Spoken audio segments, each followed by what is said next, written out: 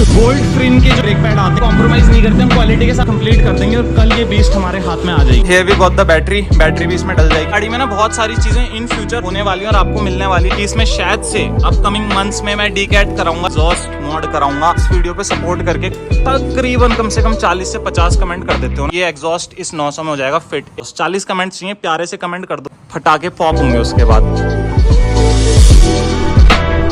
लोग सोचते हैं कि यार चैनल का पीक आ गया होगा, बंदा फ्रस्ट्रेट हो जाएगा, चैनल में कंटेंट बनाना छोड़ देगा। But my way of thinking is different. अगर आपको लग रहा है कि इस चैनल में मैं जितना दे सकता था उतना मैंने दे दिया, सिर्फ मात्र 10% आया। अभी तक 90% जो बचा हुआ है वो तो आपको देखने के लिए मिला ही नहीं इस चैनल से। वो अभी तक मैंने आपको दिखाया ही नहीं, शायद से मैं दिखा नहीं पाया। क्योंकि कोई भी चीज जो बेहतर होती है किसी दूसरी चीज से, वो बेहतर बनती है जब उसे बनाने वाला उसे वक्त देता है, उसमें समय लगाता है। क्यों नहीं है, मेहनत तो करनी ही पड़ती है, बट अबव मेहनत को क्या चाहिए, आपको चाहिए वक्त। वक्त बहुत जरूरी है, जिस वक्त को आपको देना पड़ता है अपनी चीज को, अपनी कला को, अपने काम को। ब्लॉगिंग करना मेरे लिए, कंटेंट बनाना एज अ कंटेंट क्रिएटर, देख रहे हो लोग आके खड़े हो जाते सामने। ये मेरा जॉनरा है, ये मेरा जॉनरा नहीं है।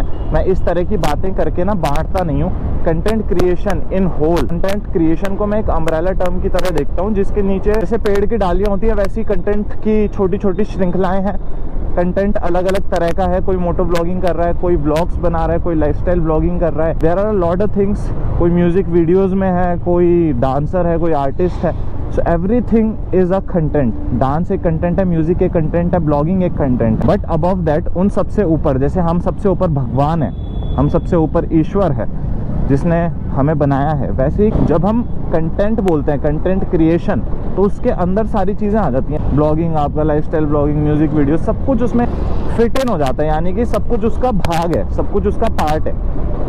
सो मैं कंटेंट क्रिएटर जब खुद को मानता हूँ तो मेरे लिए ऐसा कोई पर्टिकुलर डेफिनेशन नहीं है कि मैं ये हूँ कंटेंट क्रिएशन में। मैं सब कुछ बनाता हूँ भाई। कभी मैं रिएक्शन वीडियोस बना लेता हूँ, कभी मैं मनी चैलेंजेस बना लेता हूँ, कभी मैं व्लॉग्स करता हूँ, कभी मैं डांस करता हूँ, कभी मैं सिंग करता हूँ। मेरे लिए उसमें बांटना ना, इस चीज़ को बहुत मुश्किल है कि यार मैं यही करता हूँ। सिर्फ मोटो ब्लॉग्स में बना रहा हूँ, मेरे पे सुपर बाइक है, तो सारी चीज़ें अपनी अपनी जगह पे हैं। हालत बुरी है कि ट्रैफिक बहुत है, जाम में जाम ही हो गया आदमी यहाँ जाम के चक्कर से। हाँ, खैर हमारे माँ बाप कहते हैं ज़्यादा वक्त तो नहीं हुआ, 20 साल पहले की बात है जब थोड़ा ठंडा होता था ना। 20 साल में हो गया ऐसा मामला। तो भाई भैया कह रहे हैं ठंड रहती थी यहाँ पहले, और अब थोड़ा मौसम यहाँ का वैसा होने लग गया गर्मी वाला ना, और वो ऑब्वियसली हो गई भाई।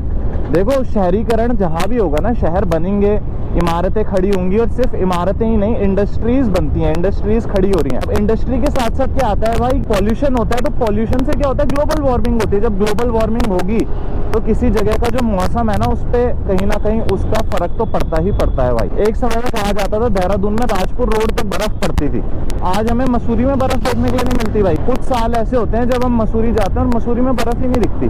अचानक से जो ये भौगोलिक स्थितियां बदली है ना, अचानक से जो ये मौसम की साइकिल चेंज हुई है ना, उससे ये अनुमान लगाया जा सकता है कि भाई कहीं ना कहीं जाने अनजाने में विकास तो कर रहे हैं, पर विकास के साथ साथ कुछ चीजें हैं जो बिगड़ती जा रही हैं।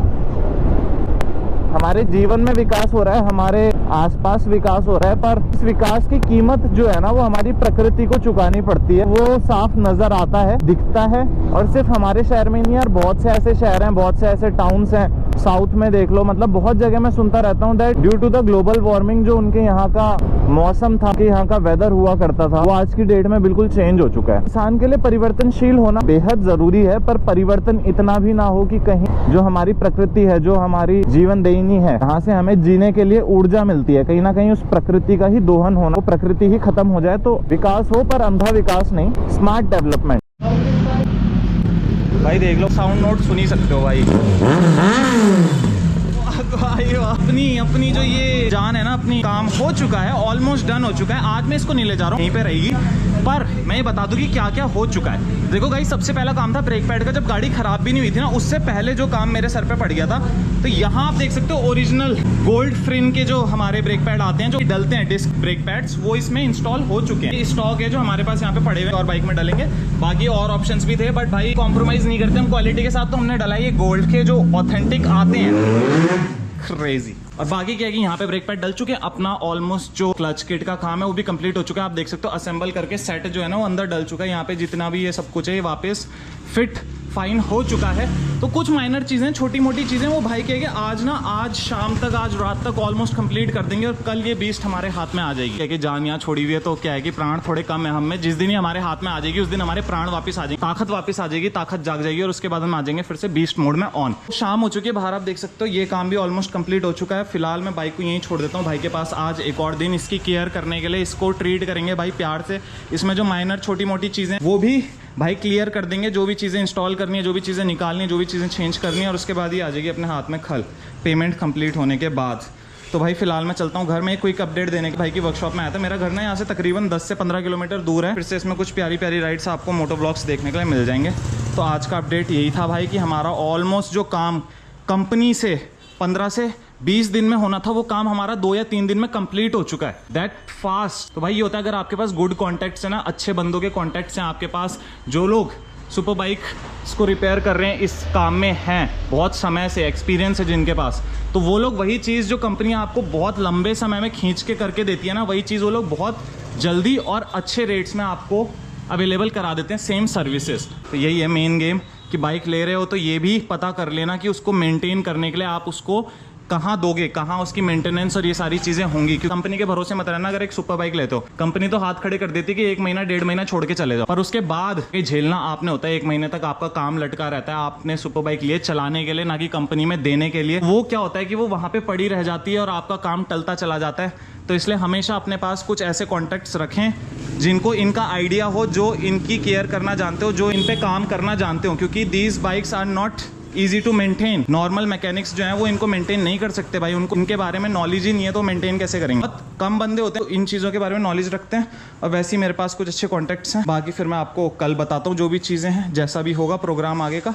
आज के लिए इतना ही दोस्तों। और ये देख लो हमारी गाड़ी फिर से 1 पीस में आ चुकी है, पूरी खुल गई थी, फिर से रीअसेंबल हो चुकी है। सिर्फ बैक या फ्रंट का भाई बता रहे थे कि ब्रेक पैड अभी डलना बचा है, वो डल जाएगा और उसके बाद कल हमें मिल जाएगी। Here we got the battery भी इसमें डल जाएगी। उसके बाद इसकी जो स्टार्टिंग प्रॉब्लम है ना, और बैटरी ओवर हो जाती है, तो इतनी भारी गाड़ी को हम कहाँ मैन्यूवर करेंगे। तो बैटरी नहीं डलने के बाद वो सारी समस्याएं हो जाएंगी खत्म। इस गाड़ी में ना बहुत सारी चीजें इन फ्यूचर होने वाली हैं और आपको मिलने वाली हैं। जस्ट लाइक कि इसमें शायद से अपकमिंग मंथ्स में मैं डीकैट कराऊंगा, इसमें मैं एग्जॉस्ट मोड कराऊंगा।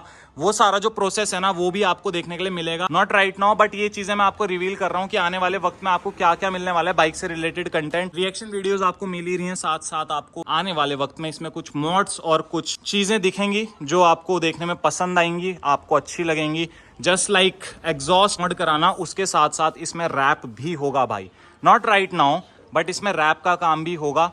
वो हम कराएंगे जब हमारी कम से कम 10-15 रिएक्शन वीडियोस बन चुके होंगे, हमारे चैनल में डल चुके होंगे। उसके बाद हमारा काम शुरू होगा इस गाड़ी को थोड़ा नया लुक और नई इंस्पिरेशन इसमें फूकने का, इसमें नई इंस्पिरेशन डालने का। तो भाई इंतजार करिए, चैनल को सब्सक्राइब करिए और भाई सपोर्ट करते रहिए, ताकि आपके लिए हम कंटेंट लाते रहें, मेहनत करते रहें। देखिए कितना पैसा लगता है इन गाड़ियों को मेंटेन करने में, तो उसके हिसाब से भाई मेरे लिए फल यही होगा कि आप लोग इस चैनल को कर दो सब्सक्राइब और फुल पावर करो सपोर्ट, ताकि मैं आपके लिए नया नया कंटेंट लाता रहूँ। मैं इस पे पैसे लगाता रहूँ, मेरे को इंस्पिरेशन मिलती रहे, बाइक में राइड करता रहूँ और आपके लिए मोटो व्लॉग्स और आपके लिए यूनिक कंटेंट लाता रहूँ। सो भाई अगर आप लोग ना इस वीडियो पे सपोर्ट करके तकरीबन कम से कम 40 से 50 कमेंट कर देते हो ना, तो मैं इतना आपको डेड श्योर बोलता हूँ कि 1-2 महीने बाद जो चीज़ मैं कह रहा हूँ ना वो मैं अभी करा लूँगा। मैं डीकैद करा के इसमें डाला दूंगा एग्जॉस्ट। 40 कमेंट चाहिए, प्यारे से कमेंट कर दो यार। 40 कमेंट कितने ही होते हैं, 350-400 सब्सक्राइबर है, कम से कम 40 कमेंट तो कर ही सकते हैं बंदे इंस्पायर करने के लिए। इंस्पायर कर दो मेरे को अपने से और मैं डला दूंगा ये एग्जॉस्ट आपके लिए। और उसके बाद तो आपको पता ही है कि भाई जब इसमें डल जाएगा डीकैद होने के बाद ये एग्जॉस्ट, तो क्या ही आवाज़ आएगी। इसका एरो का है ना, ये एक्रोफोबिक। ठीक है भाई, तो देख लो एक्रोफोबिक का एग्जॉस्ट यहाँ पे रखा हुआ है भाई की दुकान में। जहां आपने 40 कमेंट पूरे करे उसके बाद ये एग्जॉस्ट इस 900 में हो जाएगा फिट इन, और उसके बाद होगा धमाल। उसके बाद चलते चलते होगी पॉप, समझ रहे हो, फटाके पॉप होंगे उसके बाद। तो वो पटाखे पॉप करने के लिए कहीं ना कहीं पहले आपको पॉप अप करने पड़ेंगे, कमेंट्स करने पड़ेंगे, ताकि मेरे फोन में पॉप अप करके नोटिफिकेशन आए कमेंट्स के प्यारे प्यारे, और मैं इंस्पायर हो जाऊँ। मैं हो जाऊँ बिल्कुल तैयार कि मैं भाई के पास आऊँ और सीधा ये इसमें करा दूं डीकैड का काम और इसमें डला दूं ये एग्जॉस्ट। तो भाई आवाज़ तो आएगी, आवाज़ तो गूंजेगी, पर उसके लिए क्या है कि पहले आपका सपोर्ट गूंजना चाहिए, पहले आपके सपोर्ट की आवाज़ गूंजनी चाहिए। सपोर्ट करो एंड उसके बाद आप देखो कि आपके लिए क्या क्या करते हैं हम। ये आपने मतलब डिज़ाइन करवाया, अलग से कस्टमाइज करवाया है भाई। ये चीज़ देख लो कि ये इसका ना बेसिकली हम जब एग्जॉस्ट देखने जाते हैं ना तो जो ठीक है ये डीकैथ पाइप है हमारा। तो ये जो पाइप है ना ये बेसिकली भैया ने कहीं से लिया नहीं है, इसको दिल्ली से कस्टमाइज करके बनवाया गया है। तो अगर मैं आपको एक चीज़ दिखाऊं ना स्पेशलिटी, वैसे तो आपको इसमें वीडियो में देख के भी समझ आ रहा होगा, इस पाइप की ना थिकनेस देखो जरा, इसका ब्रॉडनेस तो देखो ही देखो, साथ साथ ये देखो कि इसमें जो मेटल यूज हुआ है ना वो कितना थिक है। समझ रहे हो? यूजुअली हम जो देखते हैं ना पाइप्स वगैरह देखते हैं सुपर बाइक्स के लिए जो फिट इन होते हैं, स्लिप ऑन्स भी अगर हम देखते हैं तो वो ना बड़े पतले होते हैं, शीट टाइप की फीलिंग आती है कहीं ना कहीं उसके मेटल से। बट इस मेटल को देखोगे तो काफ़ी हैवी है भाई, काफ़ी हैवी। और ये चीज़ डिज़ाइन करी गई है स्पेशली, तो ये समझ लो कि ये चीज़ में और उसमें कितना अंतर है ज़मीन आसमान का। ये ना बैंड हो सकता है ना कुछ, क्योंकि इसका स्ट्रॉन्ग और कहीं ना कहीं रिगिड मटेरियल है। इस हिसाब से बहुत सही चीज़ है। और भाई कह रहे हैं कि पूरे दून में अगर आप जाके पता कर लो ना और इस क्वालिटी का आपको मिल जाए तो फिर भाई समझ लेना भाई सही चीज़ है। अब आपके ऊपर है भाई, कर दो जल्दी से प्यारे प्यारे कमेंट। और फिर उसके बाद रेडी है हमारा इधर पे हमारा ये पाइप, डीकैथ पाइप हमारा, और ये अपना स्लिप ऑन एग्जॉस्ट इसमें, और वो लग जाएगा अपने वहाँ पे सीधा कैटेलिटिक कन्वर्टर, आधा कटेगा अपना, पीछे का एग्जॉस्ट जाएगा बाहर और यहाँ से हो जाएगा पूरा फिट इन होके पीछे। और उसके बाद तो आपको पता ही राता ताता था।